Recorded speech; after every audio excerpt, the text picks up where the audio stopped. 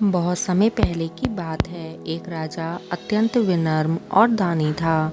अपनी प्रजा से उसे बहुत प्रेम था और सदैव वह उनके सुख दुख का ध्यान रखता था।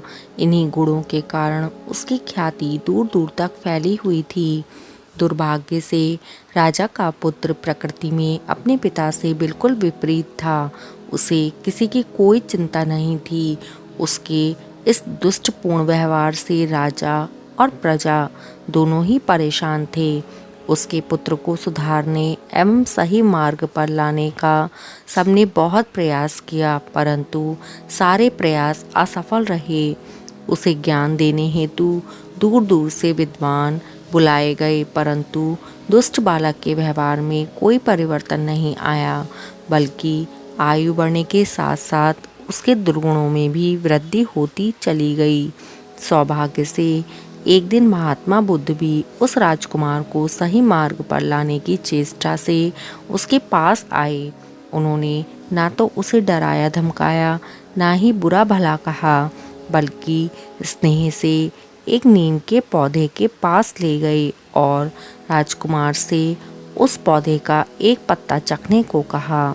नीम के पत्ते को खाने से राजकुमार का मुंह कड़वा हो गया और क्रोध में आकर उसने उस पौधे को उसी समय उखाड़कर फेंक दिया। महात्मा बुद्ध ने उससे कहा, राजकुमार, तुमने पौधे को उखाड़कर क्यों फेंक दिया?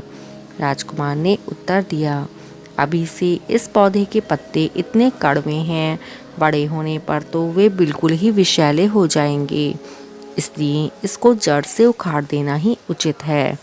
राजकुमार की बात सुनकर महात्मा बुद्ध ने गंभीर होकर कहा, तुम्हारे कड़वे व्यवहार से राज्य की जनता भी बहुत पीड़ित है। यदि तुम्हारी ही नीति जनता भी काम में ले तो तुम्हारी क्या दशा होगी। इसलिए यदि तुम कुछ नाम और यश कमाना चाहते हो तो अपने पूज्य पिता के भांति स्वभाव में मीठापन लाओ, प्रजा से स्नेह का व्यवहार करो और सुख दुख में उनका साथ दो।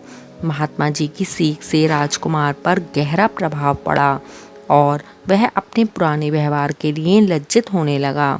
उसी दिन से राजकुमार में गंभीर परिवर्तन आ गया और दुष्टता त्याग कर उसने भलाई की राह पर चलना शुरू कर दिया।